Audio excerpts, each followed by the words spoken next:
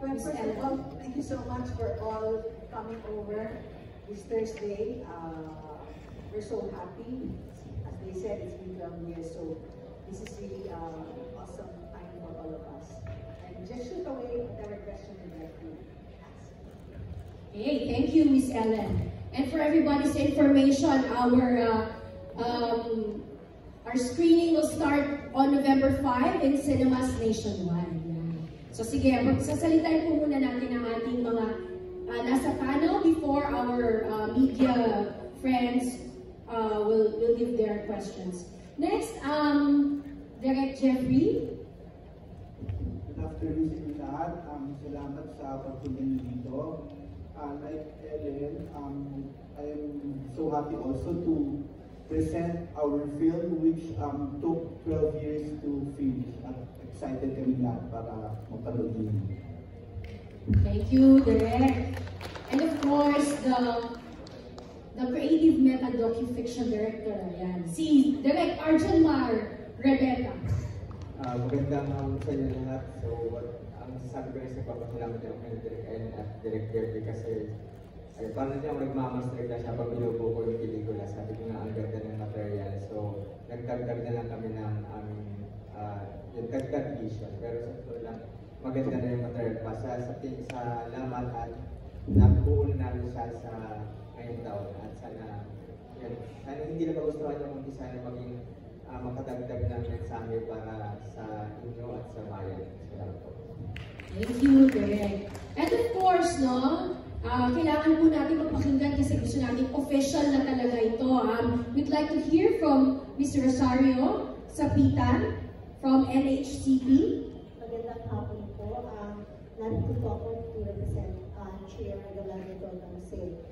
This year po ay sineselebrate po natin ang 150th birth anniversary of Oriang de la Carabini. And ito po, kaya po we are supporting this endeavor. Maraming salamat po. Thank you, ma'am. Yan, 150 years. And of course, let's hear from Filipino historian and academic, Professor Shao Tung.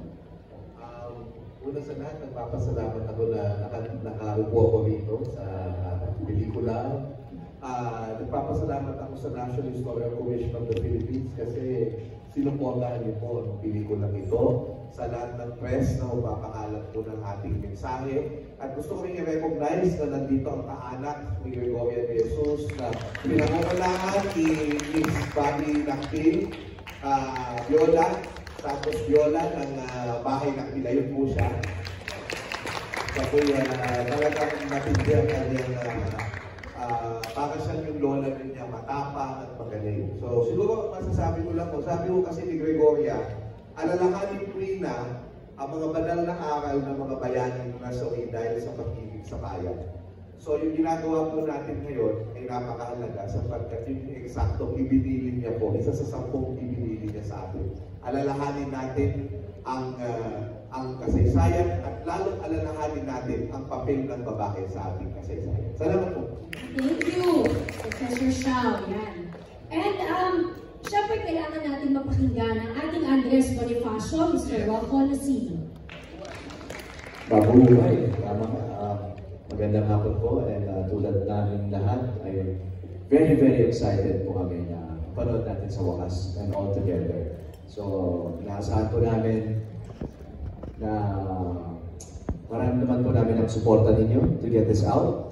Please tell all your friends and family. And I believe after watching mamaya, lahat po tayo magiging mas vocal to represent each and every Filipino, lalo na sa ongoing situation natin. Alam natin yan lahat.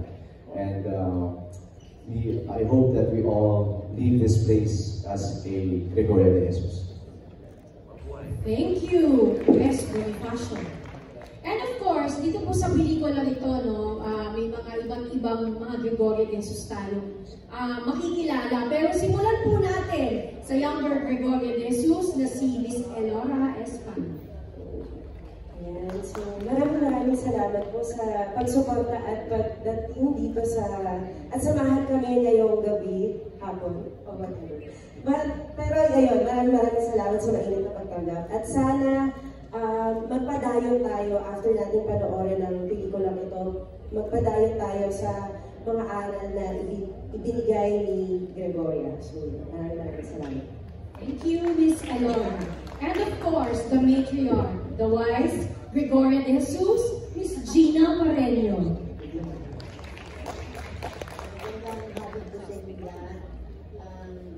Sa wakas, mapapanood sila rin ang ginawa ng pelikula. Naku, hindi ko kayo magsisisi kasi talagang iningatan namin maigi ang paggawa ng pelikula ito. At nagtutuwa ako at kasama ko kayo ngayon na naging bagay ko sa akin po. Salamat po. Maraming salamat po, Miss Gina. Ayan, and of course, sige, we are just confirming a video statement no, na ibabahagi sa atin ng ating mga nakasama din sa pelikula na hindi natin kasama ngayon. So, yes? Okay, sige. So, I'm sure you've already written down your questions sa ating mga media partners and friends. Excited na ba kayong mapanood ang pelikulang ito? Yes. Of course, we've waited so long. No? After 12 years now, it's finally here. And dugot pawis ang pinuhunan dito kasama na rin ng matagal na paghihintay at pagtsatsaga. Okay? So before we proceed to the video statements, later on we will share it with you. We would like to take in questions now from our media friends and partners. Kindly state your name and from which organization or outfit you're from, and then sino po ang nais ninyong sumagot ng inyong katanungan. Okay? Mauna na ako. Yes. Ako si Boy Villasanta. Napakaraming tanong ang naglalaro sa isipan ko, pero siyempre ayoko nang mapolyo yung pagtatanong. Pero unahin ko ang tanong ko kay Ellen and kay Marvin bilang producer. Dahil 12 taon ang hinintay mo bago mabuo itong pelikula. Nung nagkaroon ng yung nabitin, no? Nung nabitin yung produksyon bilang producer, no? Ano ang naging masaya ka ba? Naging masaya ka ba sa Ines? Naiyak ka ba? Nagkaroon ng bagong mga motivasyon, bagong mga plano tungkol doon sa pelikula, at talagang hindi naisip pa na huwag na ituloy o ipaglaban ko muli. Yung ganun mga samot-saring mga alalahanin, ano ang talagang nangyari ng mga panahon ngayon. Okay, salamat. Can you post the poster I said?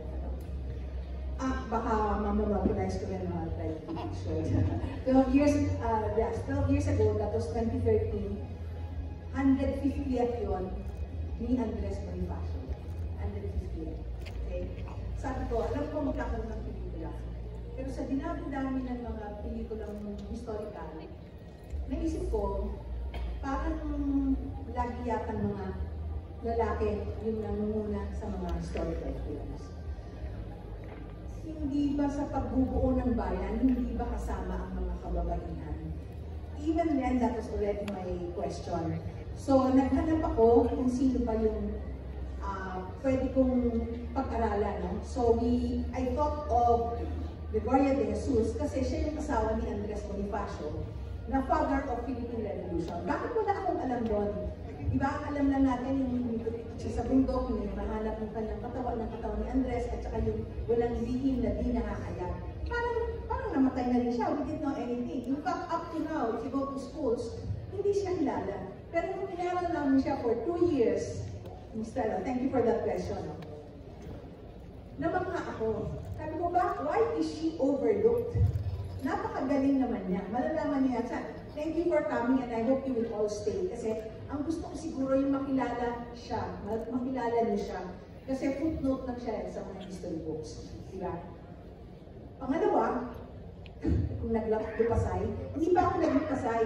Kahit si Jeffrey, kapartner ko yan, naglabas na ako yung pareho ng pera. We were always thinking, magagawa namin kahit paano na. Pero I will tell you something, no? Baka hindi kayo masyadong maniwala.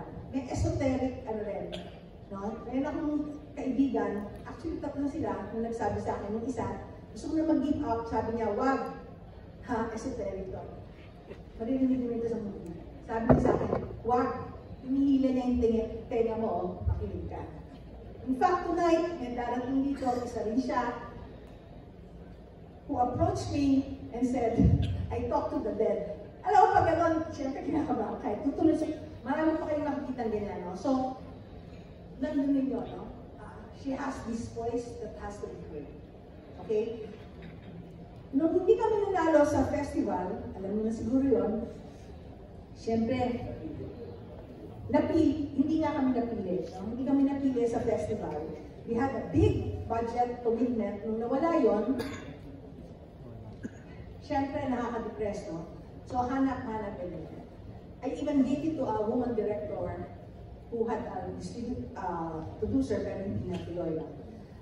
Pero sabi ko, ayoko na rin maghanap ng mag-pro-produce na baka, kasi nag-give up nung hindi nakapasok sa festival. Eh. Kasi alam niyo naman ang festival natin, that's where the money can be made, di ba? Sabi ko, yun talaga naniniwala rin sa project. Kaya it took also 12 years. No?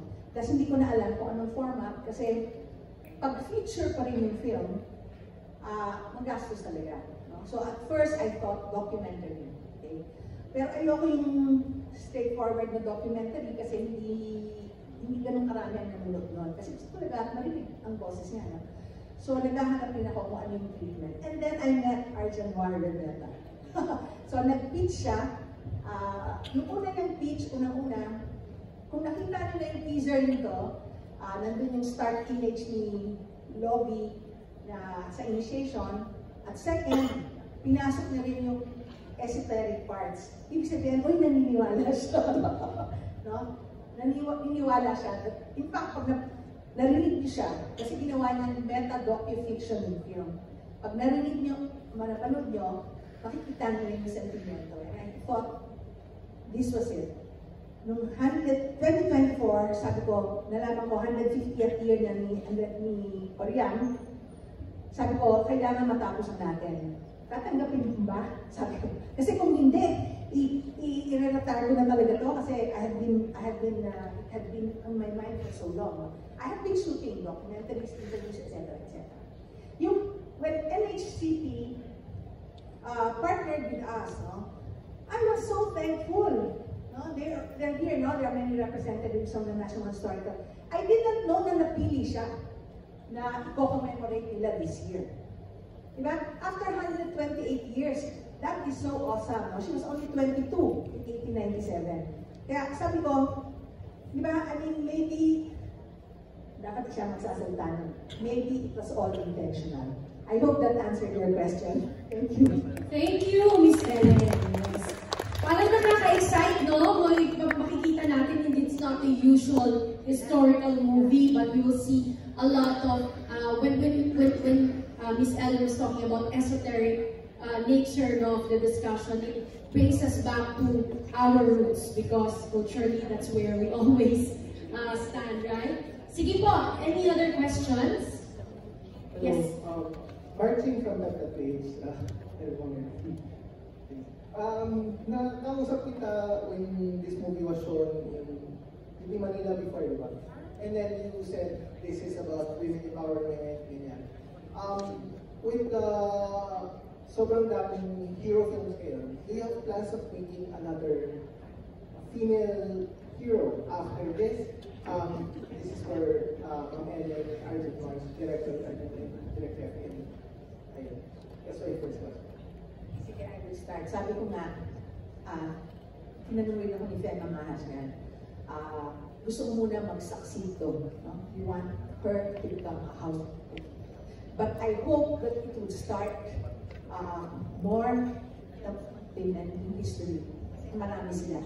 In fact, natutuwa kami kasi nagpalabas kami sa Congress recently and the women legislator there, si Kong Dada Ismula, Kong Leila de Lima, Kong Bacapag-Ao, also of course Kong Michelle Rockman and others, they filed a bill, the Lakambini Bill,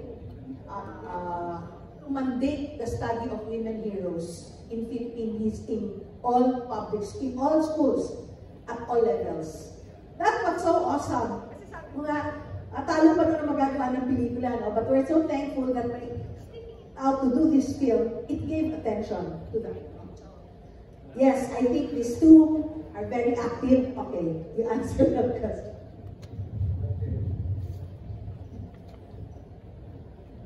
Hindi naman ako particularly interested to do another film on a hero. Kasi ito nga, nahirapan kami sa prison. But anyway, ang ano ko naman, whatever attracts me creatively on any material, yun ang gagawin ko. But not particularly sa hero.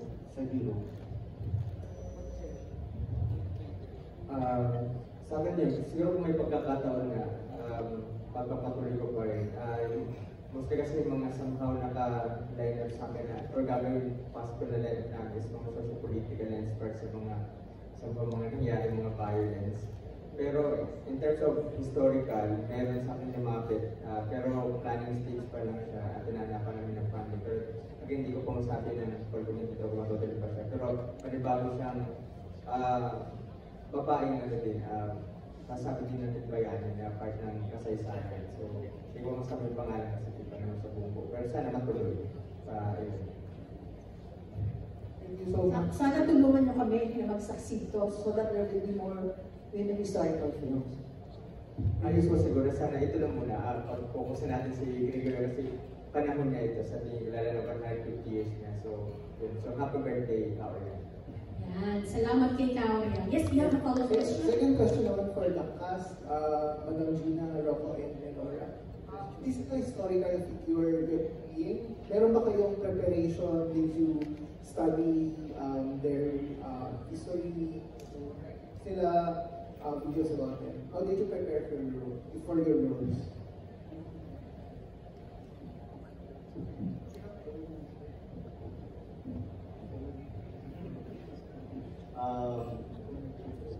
Kung nag-prepare, una sinabi ko sa directors namin, kasi mas marami po akong ginagawang teleseries, so sabi ko, if very teleserye acting ko, please feel free to shout at me and just correct it, kasi pang pelikula ako ito. But, with the projects that I've been doing, karamihan din doon, period. So, may naniniwala na talaga ako yung features ko pang period. And, tama, me and Professor Xiao work together para sa Pluma, kung saan Jose Rizal naman ako. Sa Maria Clara Ibarra, kung saan si Elias ako, bilang Andres Bonifacio din yun. So may konting, I was able to dab a little bit into it already. But the preparations with speaking and the looks, just appreciating the history kasi hindi ako lumaki dito, that's one. Kaya medyo hindi ko na-appreciate yung history before. I grew up in Singapore, I had to learn Filipino. So itong mga bagay ito parang hindi ko na, I used to take for granted. Pero doing these projects, hindi madali mahalin yung project. So yeah, in terms of preparations, yeah, that's for me. Kahit mga 5 minutes. To be honest, hindi ako masyadong Kahit mga 5 minutes. Kasi, kumbaga, 12 years ago, hindi naman ako part na, hindi pa yung Oriang yung totoong role ko. Extra ako nun. And ako yung yaya ni older Oriang noong time na yun. And nag-ano lang din po ako, nag-body double ako kay Lori. Yes. Tapos, last year, I think, or parang around last year, kinontak po ako ni Direk Eden and the manager ko na kung willing ba akong saluhin yung ibang parts for doing Oriang. And I said yes, kasi si Direk Jeff naman and Direk Arjan Mario kasama. So, ayun. And in terms of preparation, did I read some books? Walang chance. And along the way ako natuto na nandun kasi si Prof. Xiao, nandun din si Sir Roddy, nandun din si PJ LJ, and nagtanong ako tungkol sa perspective nila on how Oriang is. And based dun sa mga kinuwento nila, and based din dun sa script nila ibigay sa akin, parang nag-imagine na lang ako kung ano ba yung danas ni Oriang noong mga panahon na yun. And syempre nandun naman si Direk Arjan Mar to guide me. So it's parang kumbaga along the way po ako natuto. Dagdag lang siguro ako dun kayo. Kasi sinabi niya na parang napansin nilang namin na nag-edit na kami. Kasi si Elora to yung pa-double. So parang kami hindi namin alam, hindi namin sinadya na kontakin niya dahil double siya. So parang yung kung tinatadhana na lang siguro niya, parang inilapit na lang din kami kay Elora.